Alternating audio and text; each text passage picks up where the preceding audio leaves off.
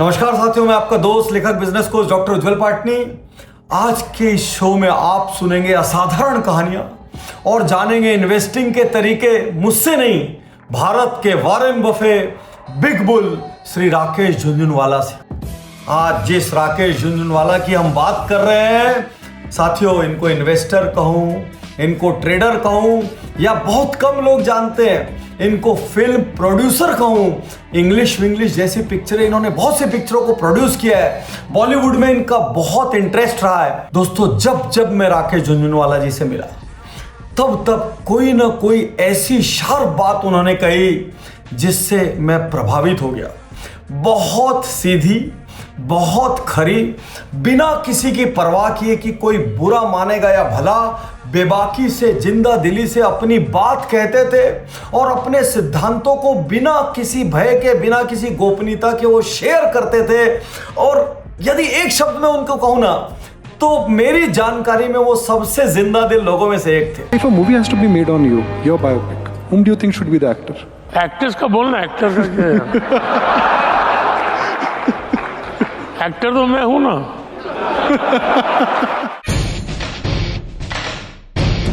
1990 की बात है।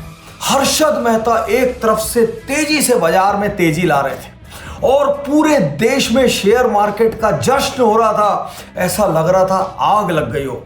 आम निवेशक जिसने कभी निवेश नहीं किया था, वो अपने जेवर, अपनी एफडीज को गिरवी रख रख कर पैसे लगा रहा था। लेकिन इस बीच सिर्फ एक आदमी वहां पर मंदड़िए का रोल अदा कर रहा था। वो हर दिन शेयर्स को शॉर्ट मार रहा था, पूरी ताकत से मार रहा था। और एक महीने बाद अचानक स्कैम एक्सपोज हो गया। हर्षद मेहता गिरफ्तार हो गए, उनको जेल हो गई, पूरा शेयर मार्केट धराशायी हो गया, लाखों करोड़ों लोगों के सपने टूट गए। लेकिन उस एक व्यक्ति ने जम के पैसा कमाया, बेहिसाब पैसा कमाया। उस व्यक्ति का नाम था राकेश झुनझुनवाला। हर्षद मेहता के समय पर how you tackled the market? मैं जिंदगी का सबसे बड़ा पैसा कमाया शेयर बेच के। मतलब मैंने वो जमाने में एटलीस्ट मंदी में 30-35 करोड़ रुपया कमाया होगा, बेच के। Well, we knew it was fraud money. ऐसा नहीं था कि राकेश झुनझुनवाला जी को पहले से पता था कि बाजार गिरेगा। कुछ साल बाद उन्होंने एक इंटरव्यू में स्वीकार किया, यदि एक महीना ये स्कैम और चल जाता, यदि एक महीने ये तेजड़िए और अपना काम कर जाते तो मैं बर्बाद हो जाता, मैं दिवालिया हो जाता। और इसीलिए वो मजाक में कहते हैं, यूं भी वो शार्प शूटर है, वो इतनी शार्प बातें कहते हैं कि सुनने वाले को आनंद आ जाता है।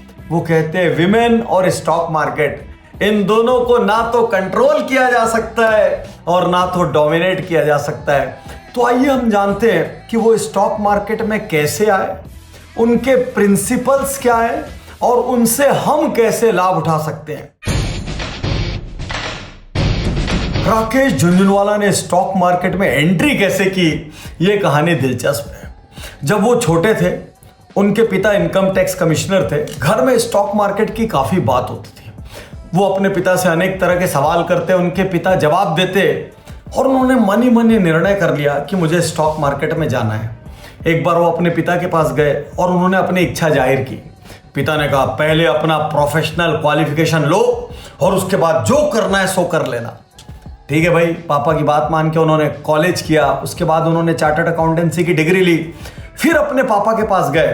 पापा को पता था यह मानेगा नहीं, एक दिन जाएगा तो स्टॉक मार्केट में।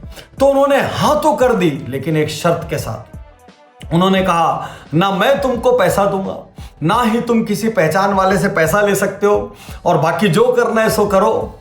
अब वो हैरान परेशान हो गए।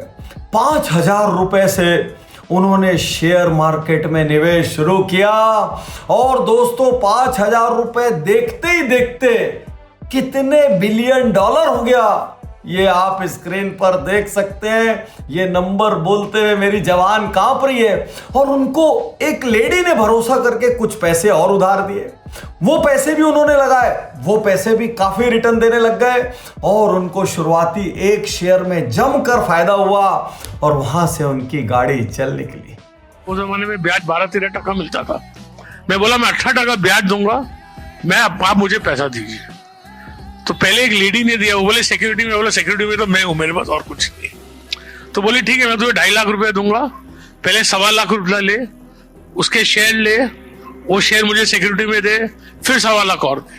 तो मैंने वैसे चालू किया। फिर एक ब्रदर के क्लाइंट ने 10 लाख रुपया दिया, और आप बिलीव नहीं करेंगे 1985 की बात है, मैंने एक साल में वो 12.5 लाख रुपए से करीब 30 लाख रुपए कमाए, और वो जमाने में 4 लाख रुपए टैक्स भरा। तो आइए हम बात करते हैं उनके कुछ सिद्धांतों की, और यदि उनके सिद्धांतों को अपनाकर हमने अपने लिए, अपनों के लिए और देश के लिए कुछ भी समृद्धि हासिल की, तो शायद यही उनको सच्ची श्रद्धांजलि होगी।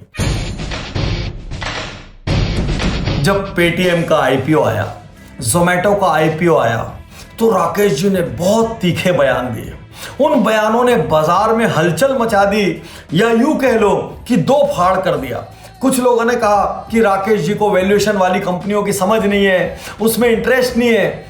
लेकिन राकेश जी एक बात कहते थे, वो कहते थे लाइमलाइट के पीछे मत भागो। कौन सी कंपनी न्यूज बना रही है इसके पीछे मत भागो। कौन सी कंपनी पैसा जला जला कर बाजार से सब्सक्राइबर ले रही है या बायर ले रही है, इसके पीछे मत भागो। कंपनी भीतर से ठोस है कि नहीं ये देखो, कंपनी का वैल्यूएशन रीजनेबल है कि नहीं ये देखो। चाहे जो भी हो जाए, अनरीजनेबल वैल्यूएशन वाली कंपनी में इन्वेस्ट मत करो। जिनके फंडामेंटल गलत है उसमें इन्वेस्ट मत करो। जो पैसा जला के पैसा बना रहे हैं उसमें इन्वेस्ट करने के पहले 100 बार सोचो। लोगों ने उनकी बात पे ध्यान नहीं दिया, लेकिन बाद में जब पेटीएम का हाल बेहाल हुआ, जोमैटो का हाल बेहाल हुआ, तो राकेश जी के चाहने वालों में बहुत वृद्धि हुई। वो जिस स्क्रिप्ट में हाथ डालते लोग ब्लाइंडली हाथ डाल देते, क्योंकि सबको पता था स्क्रिप्ट वेल रिसर्च्ड होगी और स्क्रिप्ट के फंडामेंटल्स दमदार होंगे। तो उनका लेसन क्या है? वैल्यूएशन के पीछे मत भागो। किसको फंडिंग मिलके आग लगा रहा है पैसे को, उसके पीछे मत भागो। बहुत बर्न वाली कंपनी के पीछे मत भागो। हवाबाजी और न्यूज बनाने वाली कंपनी के पीछे मत भागो। बात को ध्यान में रख लेना, बहुत सारे स्टार्टअप आने वाले। ये शेयर बाजार है, महक नहीं आ सकती कागज के फूल, right? So don't be surprise, इसका इतना वैल्यू हो गया, जोमेटो का 1,40,000 हो गया, पर मिलेंगे 5 साल बाद, देखेंगे। अभी नहीं बेचने का, चड्डी निकल जाएगी, समय आएगा। और अभी आप बोलोगे कि जोमेटो मत लो, गधा है, तेरे को अक्ल नहीं। मैं 15 से बोलता था यूनिटेक मत लो, तो गधा बोलता था। अभी क्यों बोलने का, देखने का मजा देखो। वो हमेशा कहते थे बाजार की न्यूज के आधार पर कंपनियां मत चुनो। कोई एक सेक्टर सफल हो रहा है तो भेड़ चाल की तरह उसमें कंपनियां उतर रही है, ये देख के कंपनियां मत चुनो। कंपनियों की कॉम्पिटिटिव एज देखो, कंपनियों की गहराई देखो। कुछ एग्जांपल आपसे शेयर करता हूं। उन्होंने 2002 में क्रिसिल लिया। अब जितने भी लोग एनालिस्ट थे, जितने भी लोग जानकार थे, वो अपने सर खुजा रहे थे, यार क्रिसिल क्यों लिया यार, इसमें लेने जैसी क्या बात है। लेकिन वो जानते थे आने वाले समय में स्टॉक मार्केट में कंपनियां बढ़ेगी। कंपनियों की तादाद देखते हुए बहुत कंपनियां ऊंच नीच लेकर भी आएगी, स्टॉक मार्केट का उतार चढ़ाव बढ़ेगा। ऐसे में जो कंपनियां ईमानदारी से रेटिंग करेगी, जांच करेगी, उनकी कीमत बढ़ेगी। और देखते ही देखते उनका स्टॉक 16 गुना बढ़ा। जब उन्होंने डेल्टा कॉर्प का शेयर लिया तो सब लोगों ने बोला यार ये कैसीनो वाली कंपनी में भी कोई पैसे लगाता है। लेकिन राकेश जी अलग तरीके से सोचते थे। उन्होंने कहा यार इस देश में इतनी मुश्किल से कैसीनो चलाने का लाइसेंस मिलता है, यदि इस कंपनी ने लाइसेंस भी ले लिया तो ये दूसरों से अलग हो गई। और जब तक लोगों में लालच है, जब तक लोगों को क्विक मनी चाहिए, कैसीनो चलते रहेंगे। तो इस तरीके की कॉम्पिटिटिव एज वाली कंपनियों को ढूंढते थे लोग, उन्हें खोजी निवेशक कहते थे। लोग मजाक में कहते थे वो कंपनीज की बैलेंस शीट के भीतर जाने कैसे घुसते हैं कि वहीं से वो अपॉर्चुनिटी भी ढूंढ लेते हैं और वहीं से वो रिस्क भी ढूंढ लेते हैं। राकेश झुंझुनवाला जी कहते थे मैं कोई भगवान नहीं हूं और मेरे भी सारे निर्णय सही नहीं होते। मेरा DHFL का निर्णय गलत था, मेरा जियोजीत फाइनेंशियल का निर्णय गलत था, मेरा डिश टीवी का निर्णय गलत साबित हुआ।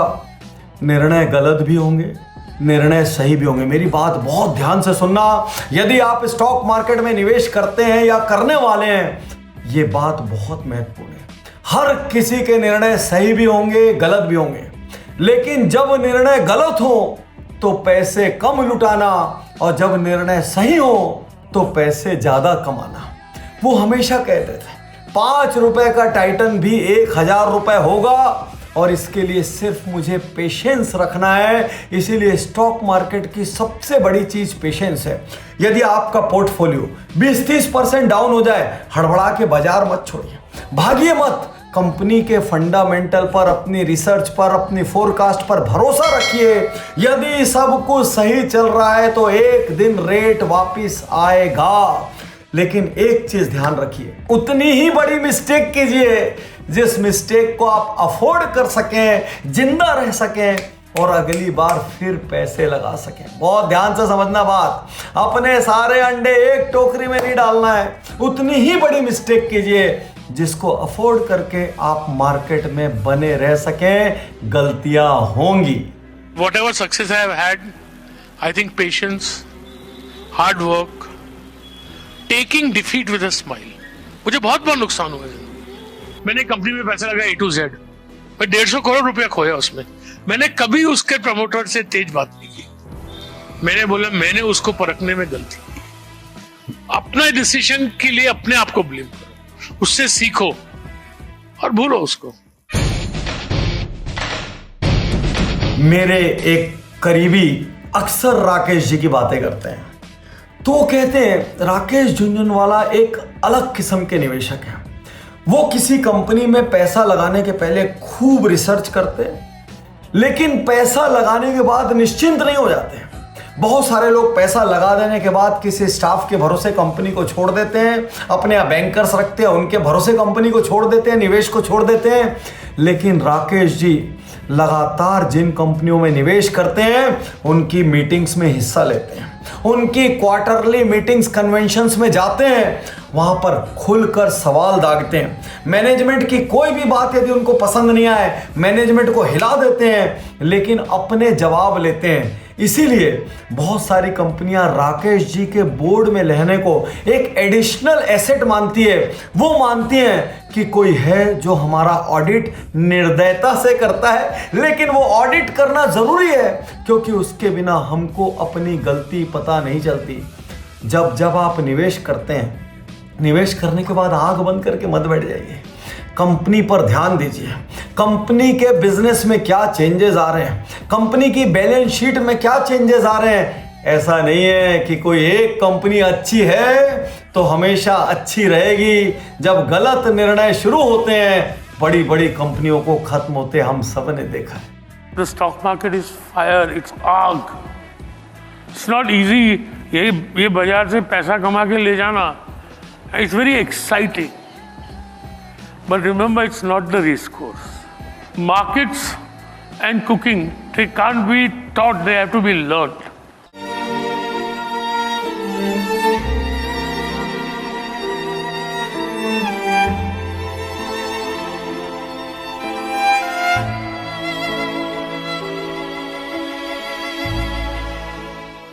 मैं तैयार हूँ, मैं तैयार